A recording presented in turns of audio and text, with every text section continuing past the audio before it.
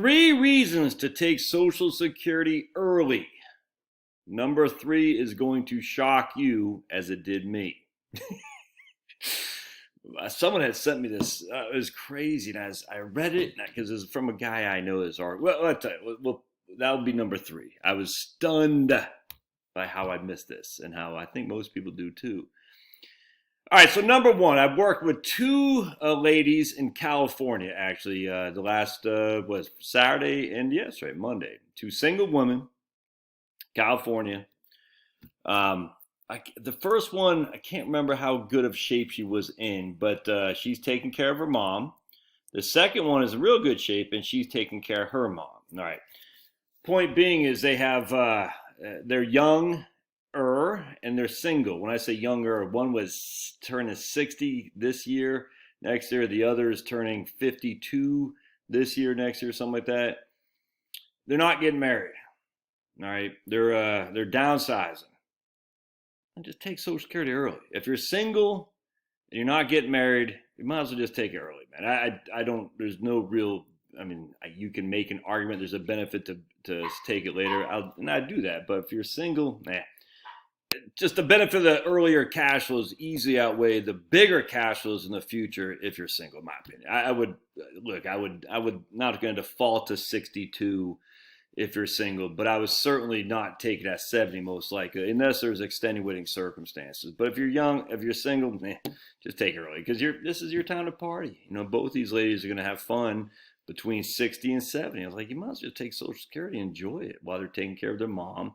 And then, as you get older, you're just not going to do as much. All right. Number 2 is your life now I got to finish. Is that Pablo? Now finish. Hold on. Number 2 is your life expectancy isn't as long as what you think. It's just not. So if you're 60 years old, the likelihood of you living until you're 85 isn't very high. That doesn't mean it won't happen. It just means a good amount of people, I can't say the vast majority, but certainly a sizable percentage of the population with 60 today won't live until they're 80, 90, never mind 85, never mind 90. It's just not going to happen. So the break-even point of Social Security, if you take it 62 versus 70, is roughly 78 to 80 years old. All right. So by that point, you're making more money when you're in your 80s. I grant you, and I will say that till I'm blue in the face, that if you think you're going to survive till 90, it's probably a pretty good reason to take it later. But then again, you're deferring taking the money now, so you have a whole lot more in the future. I don't know. I don't find that to be a huge benefit at all. Now, look, I'm taking at 70, and I said before, the reason I'm taking at 70 because I'm a man. I'm 4 years older than my wife. All right, and as such, I want to leave her as much as the survivor benefit as I can, because I will die later. I will die before she does. I made the bulk of the money in our household, so my Social Security benefit is significantly higher, which means she'll die. When I die, she'll just step right into my own benefit. She'll lose her own, but step into mine. So I want to leave her the biggest possible benefit I can, if that makes sense. Now, she'll take hers at 62 for sure.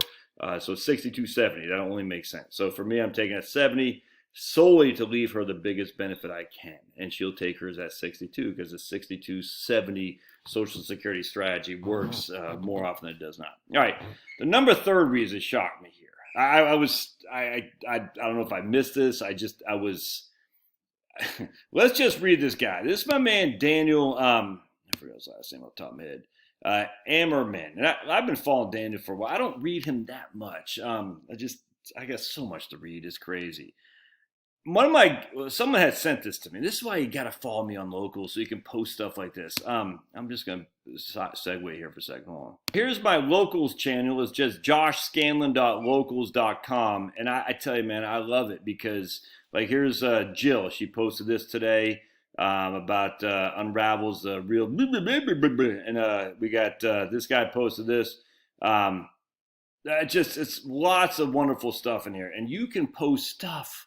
You don't have to wait for a response to me posting stuff. Now, you can join Locals for free and follow every single person under the moon for sure. If you want to actually post stuff and engage, you got to pay $5 a month to the channel. And that's just because we're going to eliminate the trolls. Anyway, I posted this article about Social Security for Daniel Ammerman.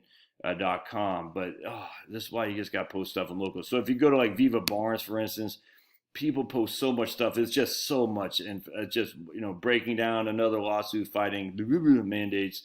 I want to show you a couple other things here. We got people posting just all kinds of stuff here. It's just wonderful, and you can follow all this for free. Now, again, if you want to be a member of the community, you got to pay, and I think these guys are $70 a year or something like that. I don't know. I follow Viva Barnes. I follow my man Zuby. I follow Andy No. Actually, Andy No is fantastic because he was reporting on Antifa getting their butts stomped in Portland the other day. It's fun to watch. I follow my man Michael Yon. I pay for these guys. I don't pay for Krigler yet. I pay for People's Pundit. I pay for Owen Benjamin someplace else, so I don't follow him. I don't do much here. I don't pay for Adams. But anyway, long story short, I get to see, and they post stuff for free. I'll watch it, but I don't pay for some of these guys. But maybe I will. All right. Anyway, so let's go to my man's article here. All right, so this is freaking nuts. Nuts. All right, so we're going to go down, making optimal Social Security claim decisions, a 4-stage analysis. And I read this, and I said, it just wasn't sinking. And then, because I emailed the guy who had said, I don't get how he's come up with the number. Then I was able to figure it out. Sometimes you got to it's like reading the Bible. You got to read it 3 or 4 times for it to sink in. And this one did. But here's the big one right here. I was stunned by this. All right, so we're going to skip over some of his analysis, which is spot on, man. This guy's fantastic. Big fan, long time, first time. But we're going to go down to adjusting for how Social Security decisions can change in Medicare premiums. All right. If Social Security were entirely separate from Medicare, we could ignore Medicare and just make the best decision we can for Social Security. Then separately make the best decision we can for Medicare. All right. However, what most people don't realize is that their Social Security decisions have a potentially dramatic impact on the size of their Medicare Part B and Part D as well premiums. If someone is currently collecting Social Security, at age 65, they'll have their Medicare most people have their Medicare premiums taken out of their Social Security benefit. If you do that under current law, you will be protected against excessive Medicare premium increases for the rest of your life. That's the hold harmless provision of Social Security, which states that the increase in Medicare Part B premiums cannot reduce your Social Security benefit. So if the monthly size of the sum of Social Security benefit goes up by $30, because of inflation indexing, and the Medicare premium would increase by $40, then it would appear that the benefit would go down by $10 a month. But because the hold harm provision is just you wash. The monthly premium of Medicare goes up by 40, your Social Security only goes up by 30. Actually, the monthly premium of Medicare only goes up by 30 as well. So it is a whole harmless. All right. For most retirees in that situation, their Medicare premium could not go up by more than $30 a month. Buddy, try to do a video. It does not matter whether monthly premium would be otherwise 30, 40, or 80. They are protected and capped out at a $30 increase. All right.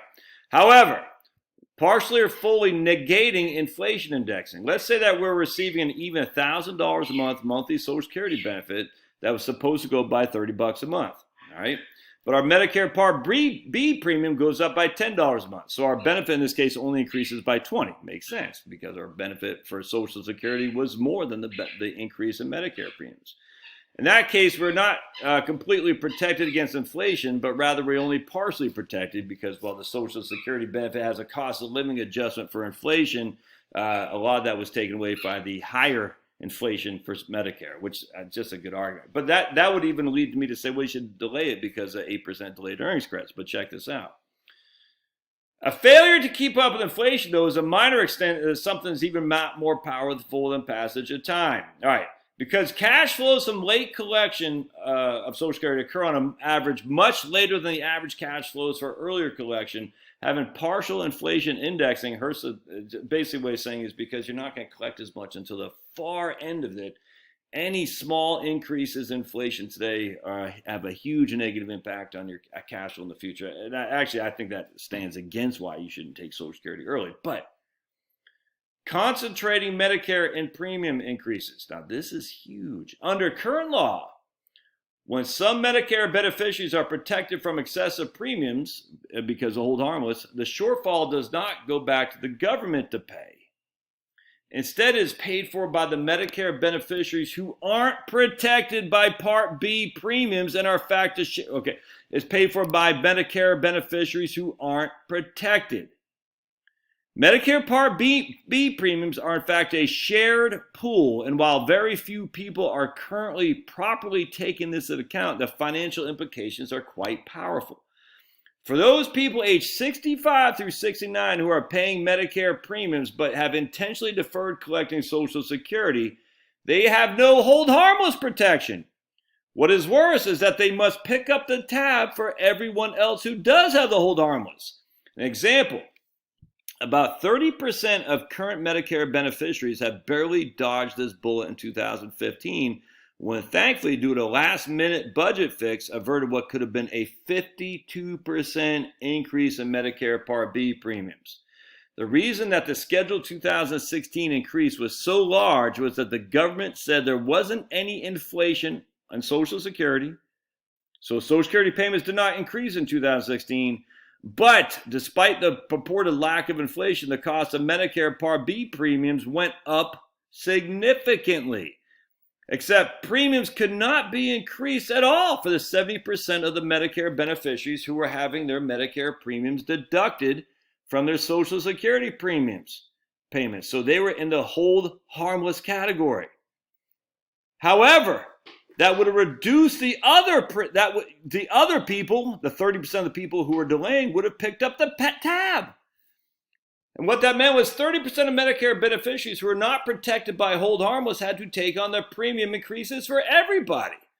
This is a real world situation. If it wasn't for the hold harmless law, then everyone would have had to pay for 100% of their own Medicare premium increases. But 70% of the beneficiaries were protected and didn't have to pay anything extra. Those who were not protected, they had to pay 100% of the premium increases for everybody. Crucially, they had to pay basically for the people who are hold harmless plus their own. Since they were 2.33% protected people for every non-protected person, that meant that every non-protected person had to pick up a total of 333% of the premium increases. And that is where a shocking number of up to 52% Part B increases could have happened if it wasn't for the law that they passed at the very last minute budget fix. So they had a one-time action. The governing law remains possible to have no protection from this danger, while those who are collecting and choose to have their Medicare premiums deducted are protected. Man, that's flipping nuts. 30% of the population was responsible for the rest of the 100%, which means not only did you have to cover your own Medicare premium increase because you were no longer hold harmless, you had to cover everybody else. You think those kind of shenanigans, just because they had a hold harmless fix in 2016, I'm assuming it was an election. I don't know if it's after the election or not, but do you think that can't happen again? That was flipping nuts, man. So, should you take it early? Well, when I say early, I'm saying before your full retirement age. I'm not saying that's 62. I'm saying before your full retirement age. And that right there is a huge reason to consider taking it early, because Medicare Part B, and not sure exactly how Part D works with hold harmless, but man alive, that could have been a huge problem right there. Imagine if you had a 52% increase in Part B. $150 a month is what it is now. 52% would have been that would be $225. That means you're going to lose $225 a month of your Social Security benefit. Oh, man, that's some evil crap there. All right, love to hear your thoughts. We'll see you.